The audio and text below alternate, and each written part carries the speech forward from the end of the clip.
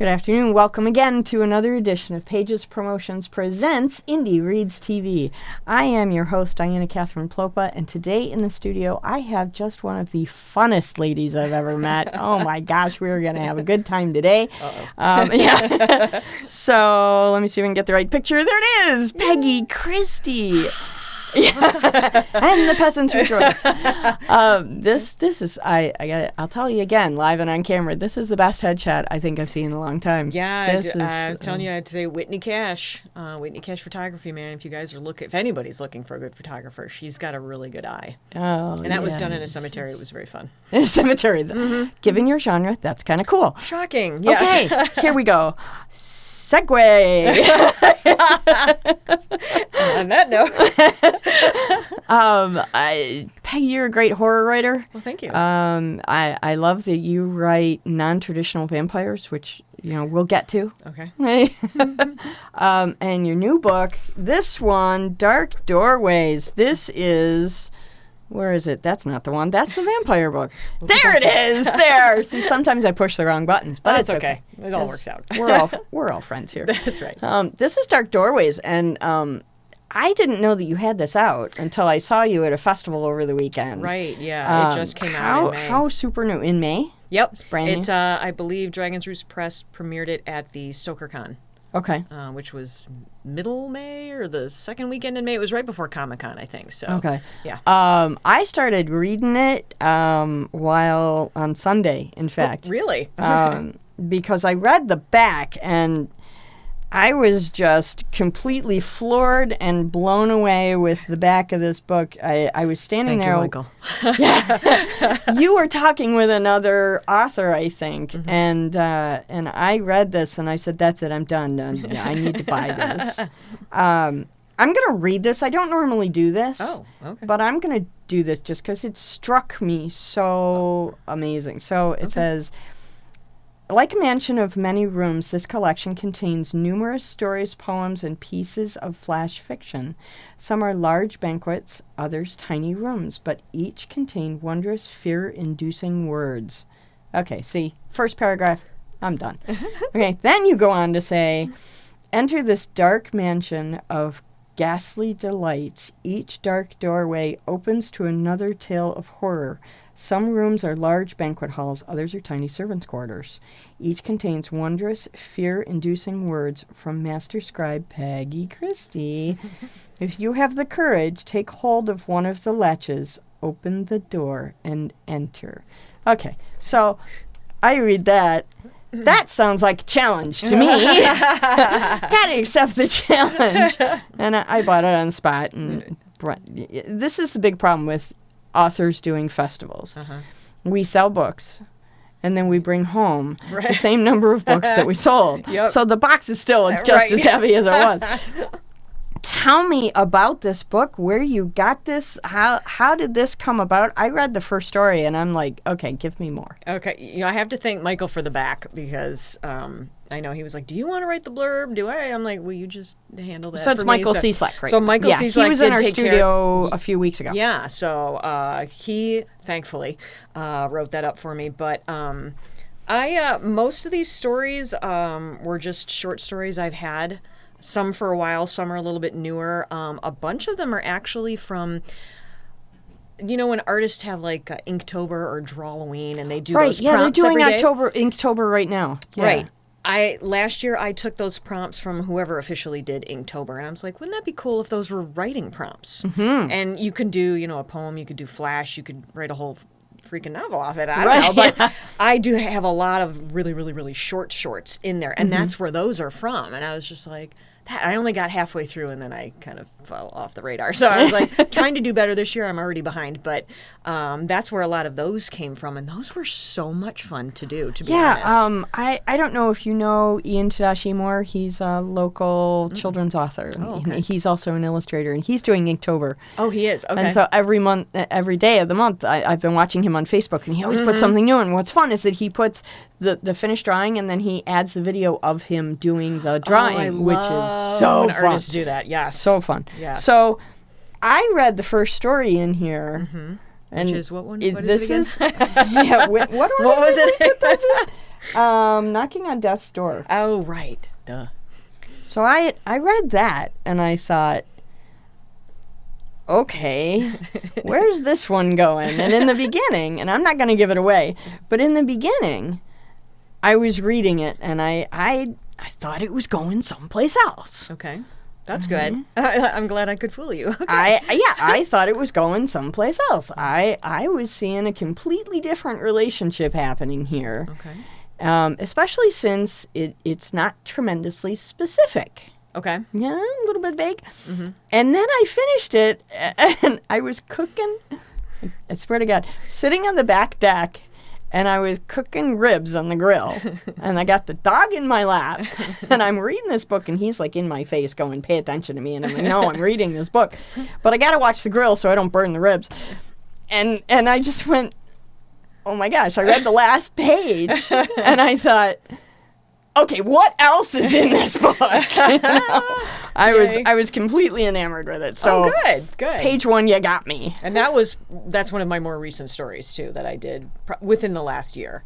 And I don't know what, something just struck me as just like, well, you know, because everyone always has that saying, I'm knocking on death's door when someone's really sick, and I'm like, let's make that literal and see what happens. And that's kind of where I went with it. So much fun. And I love the ending, the last line of this story. I got to tell you, read this book, and when you get to the last line, you're just going to lose it. I try to give myself so good. either goosebumps or some kind of like, when I get to an ending of a story. I'm like, if I don't feel that, then I'm like, okay, I got to figure out a different way. Well, you did a really good job with this. Okay, good. All right, good. Because then I then went, okay, what comes next?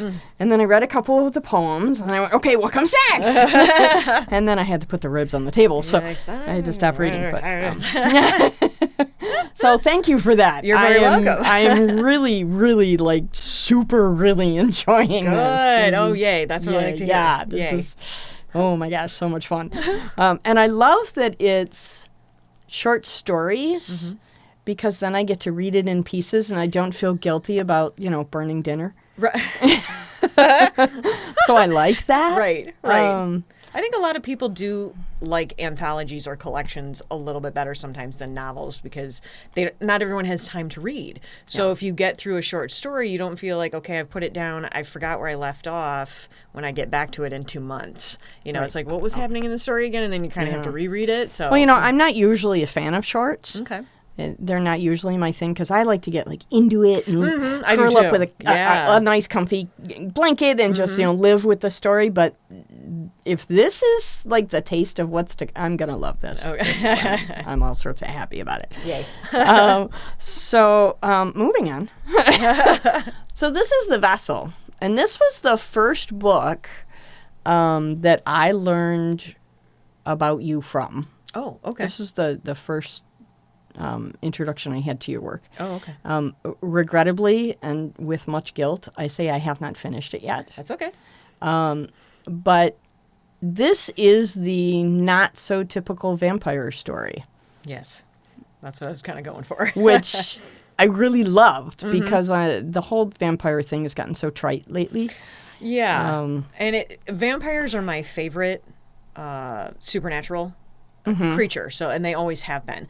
So when I got to the point where I was like, okay, I would like to actually contribute to the plethora of stories that are out there, but how can I make mine just a little bit different? Because so many great stories already exist. There's a lot of crap stories. There's a lot of great stories. And either way, it's like, I still wanted to be a little bit different. So that's how I ended up. So just give us a little take on how this is different. What it is it's basically about Chinese energy vampires. So instead of doing the blood transfer and all of that, which there is part of in the novel, that's how you become a vampire, but the actual feeding of the vampire, once they become like that, they have no more emotions. So they really only feed on people their energy signatures, if you want to look at it that way. So the energy that's in every human body. So with that, they do take on the emotional state of their particular person. Usually it has to be a willing victim, quote unquote. Yeah. But there's a sect that upholds the law, and then there's a sect that does whatever the heck they want. So we have the rogue vampires and we have the law keepers. And it's kind of the struggle between the two and how they're trying to keep order and keep themselves secret from the human world and be able to exist. And now this prophecy has come along where this human woman is the key. So the one group wants to protect her, the other one wants to kill her and to take the resulting power. So when a vampire takes this power from a human, does the human then decease? Yes. Or does the human continue, but in a catatonic state? In my version of it, it's the person knows they're going to die. Okay. But it's usually they're willing to do that for them. It's like, I'm sacrificing myself so that the vampire can continue to live. And it could be for various reasons, like they're already sick, they're already on their way out, right? That kind of thing. And that's usually, I think, that's kind of implied too, of how like the good guys take their victims, whereas the rogues just, I think the more fear, the more excitement they can get from their victim, they become addicted to those feelings again, which they don't have in their regular state. So that's why they're like, we're just going to feed whenever we want, because that's what we want to feel. We don't want to be like the Spock. We don't want to be emotionless and logical. So something that is striking my brain as you're talking is, and you're probably the first author I've encountered that has done this, I think, subconsciously. You're talking about your community like they really live. But beyond that, and this is the part that most authors I've encountered don't do, you don't know everything yet about that world. Right. You're saying, I think this is how it works, and maybe this is kind of how they interact. And most authors don't speak that way about their worlds because they've already figured it all out. So I'm really curious, because you are unique in that approach. Is that purposeful, or is it just that I don't know? What is that? I don't think it's on purpose. It's actually, I think, part of what in the story itself, I think there are a lot of questions still. Like for the reader to be like, well, what does this mean? What do they do now? And what happens with this? And I think even as the writer, I hadn't even thought that far. I'm like, I just wanted to tell this particular story about this woman and her involvement with the vampires. It's like, and I even kind of got to the end, and it's kind of that little, we could continue if we really wanted to. So if I'm ever in the mood, it's like, oh, well, maybe I could find another story to tell within the community. And then that would answer some other questions. So, yeah, that's probably, I don't think I do that on purpose, though. I had to bring it up because, as I said, I talk to a lot of authors, not just in the studio, but, as you know, out in the real world. And everybody's got it figured out. And you're kind of like, haven't quite figured out yet. But that's kind of okay. Could that be a metaphor for life? I don't know. So, again, that's The Vessel. Are you planning a sequel to this? Is there more to tell now in this world? But I know when I ended the book, I left it in my head like, well, let's just kind of leave it hanging so that we could come back to it. Cool. So you never know. I might. Cool. Never say never. Right. So, A Fistful of Dead Folk. This is super fun. I was fortunate enough to sit with David Hayes. And he did a reading and talked about the art and how this collaborative project between the two of you came together, and I was really captivated by this story. Just so that we can kind of give people an idea, what's the general synopsis of this crazy thing? Basically, it takes place in the Old West, and there is a zombie outbreak. And what happens is there's a saloon where the last survivors of this small little town end up stuck. So you've got all the characters. You've got the bar guy, you've got the sheriff, you've got the priest, you've got the madam, and you have everybody kind of having to work together or fight to get through this horde of zombies that is descending upon the town. I just thought it was a really super fun approach to do this from a Wild West standpoint. Right. Where did you guys get that idea? It's interesting. David is so sweet. He originally had written this as a screenplay for a movie. Okay. And then I guess the director, his girlfriend was supposed to be in it, and they were going to... But that kind of life happened. And then it fell apart, and he walked away, and the girlfriend was out. So David was like, we kind of need to rewrite half of this. It's like, we have to change the ending. We got to take out this part. I'm like, and as I was reading the screenplay, I was just thinking, thank God, because this was, I hated the screenplay. I thought it was terrible. I mean, that part where it went, and I'm like, okay, well, we keep all that, and let's just change this part. So that's, he's like, we'll have co-writing credit. I'm like, that's awesome. And he said he wanted to have some illustrations in it, so when we sell it, it's like an illustrated novelette. And what I loved about this is that it had that kind of it almost feels like a comic book kind of a thing. Yeah. But not. Right. Because it's not all just graphic. There's prose and illustration. Right. So I love these illustrated kind of books. I think there's a place for them, and I wish I could see more. I know actually a buddy of mine and I are working on something, but my husband had given me, it was a Neil Gaiman. It was supposed to be part of the Sandman series, but it was about this Japanese legend about a monk and a fox. But it was prose on one page, art on the other. And as you went through, it was so gorgeous. And Neil Gaiman did that? Yeah, and it was, he collaborated with this Japanese artist and for the art, but also I think to make sure he was getting the legend correct while he was writing the story. It was beautiful. And I was like, I wish there were more. Yeah. I'll go home and I'll find it and see the title on it, and then I'll let you know. Yeah, let me know, because I'd like to read it's that. Beautiful. That would be great. It's absolutely beautiful. Neil Gaiman is, Neil Gaiman. So, he's like this far away from, author God. So, so I'd love to see that. Yeah, so I think there's more of a place for this kind of thing. I wish I was seeing more of it, so... Well, now you just have to, And I'm working on one. I don't know who said it. Yeah, I don't know who said it. Somebody famous, because they made a bunch of memes out of it. But if you don't see the book you want to read, you have to write it. Right. Yeah. There you go. So. Yep. There you go. Yep. Okay, so that's Dead Folk, and then Dark Hallways. Yay! And then Hell Hath No Fury. Yes. Love the title. This is not a book I've gotten to yet. No, I think David came up with the title on that one, actually. Oh, did he? David Hayes, yeah, because when this was originally published, Dragon's Roost Press did the second edition of it. It was originally published like in 2015, I want to say, or 2014. Okay. So it was a different press, which has since closed. So when I wanted to redo it, I approached Michael, and he was like, yeah, and I said, I have new stories. So this came out in 2016, 2017. So what's the synopsis for this one? This is also a short story collection, so it's just a bunch of short stories. There's no particular theme, but it was my first collection, and that's why I was like struggling. What do I call it? So David, thank you, David, for helping me with that. But yeah. No, that's fantastic. So who did you cover art on that? That's pretty cool. Same guy did that one. Also did Dark Doorways. Luke Spooner. He's a British. He's in London, I think. His house is called Carrion House Productions, I think, or just Carrion House, which is him. But he has such great art. Oh my gosh, I love his style so much. So I was so glad when Michael was like, "Do you want me to get him to do the cover again?" I said, "Yeah, I do." So, so there's been a lot of conversation in our authoring circles in the last couple of years about the pros and cons of indie versus traditional publishing. Now it's being called legacy publishing. I don't know. Oh, is that what it is? Okay. Yeah. So, what made you decide that you were going to do indie publishing rather than go through, get an agent, do traditional?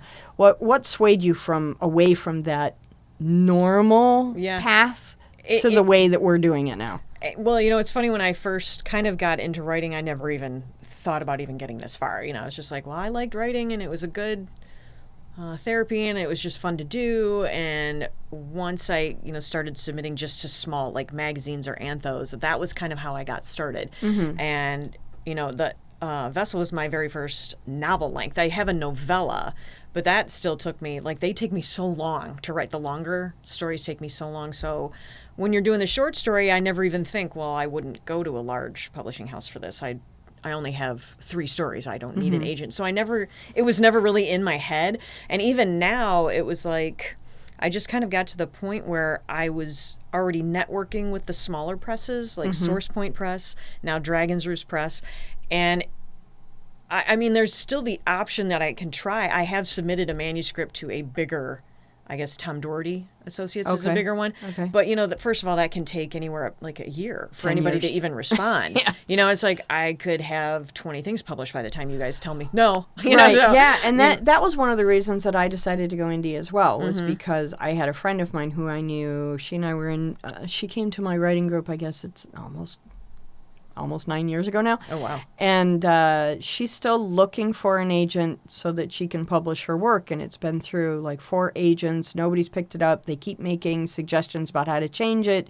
But when she does that, they don't pick it up, which means it's languishing. Right. And I've published 5 books since then. Right. So the time thing was big for me. Was that a big consideration for you too? That's super huge. And then when you have these smaller presses, it just feels like you're getting a little bit more personal attention.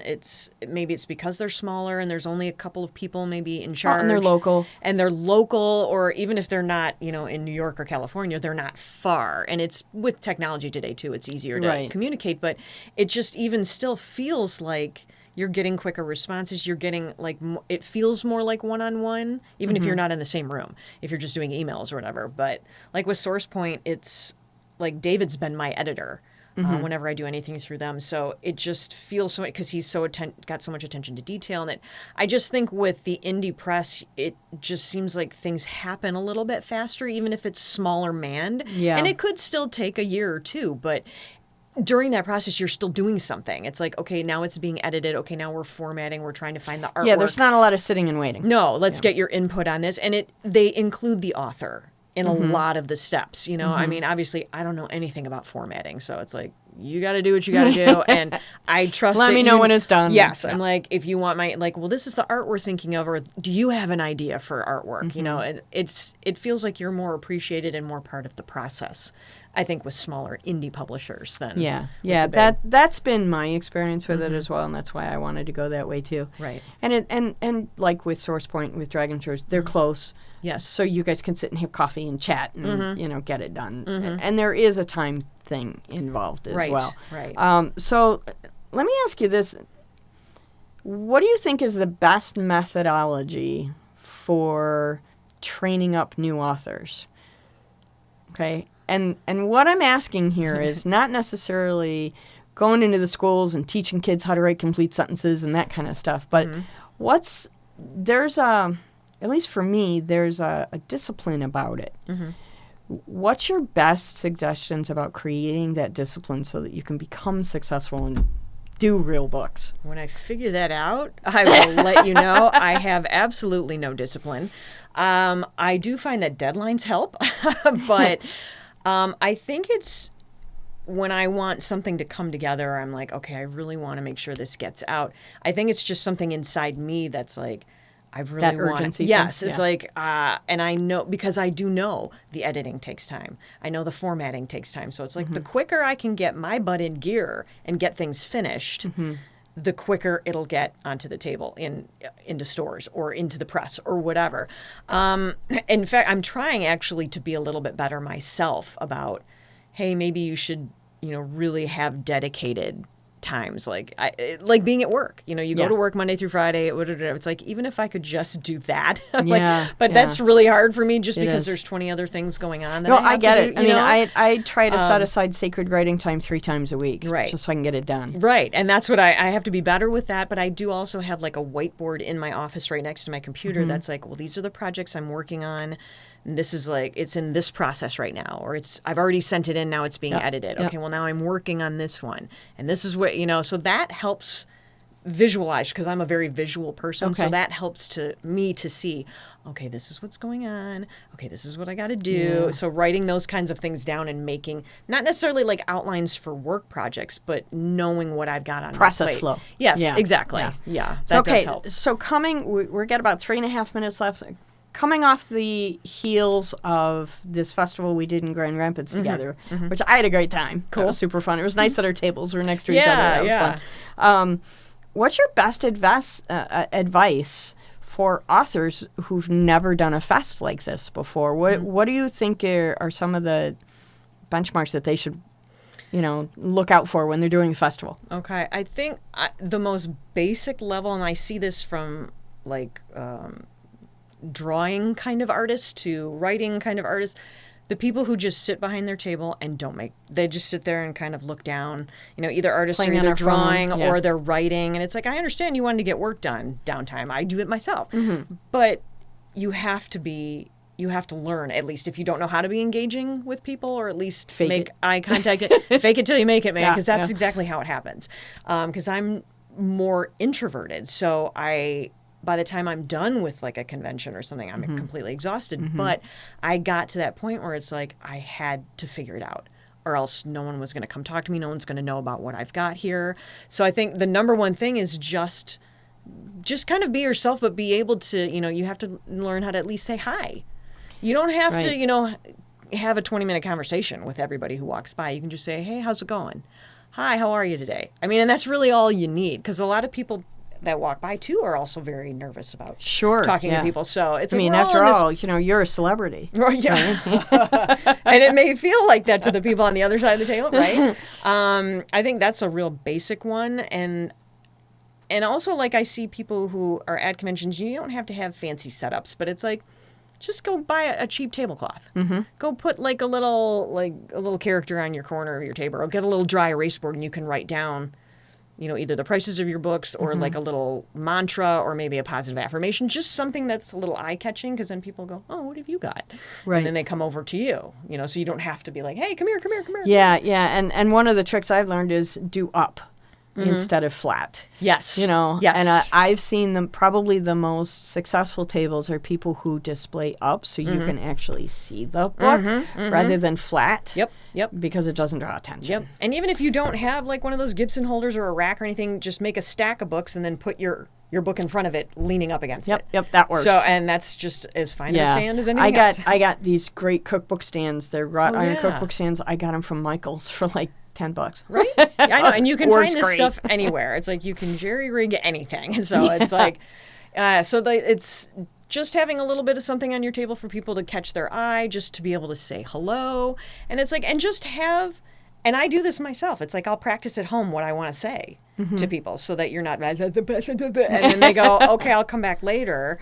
And then they walk away and never come back. So it's just, it's like, this is what I do. I write horror fiction. I've got a couple of books. And I usually say, feel free to pick anything up and look at it, because most people do want to pick stuff up and look Right. at it. So. Yeah. But they're like, oh, I don't know if I should. So. My thing is always, the books like to be fondled. Yes, And exactly. Play with their pages. Exactly. They like that. Yes, they like to be put at ease. So it's like, just, and it seems very simple and very common sense, but if you're not used to doing these things, it's not, Yeah. you're not going to it's not going to be common sense, Right, for right. something that's like, this is out of my comfort zone. I don't know what to do. Yeah. So.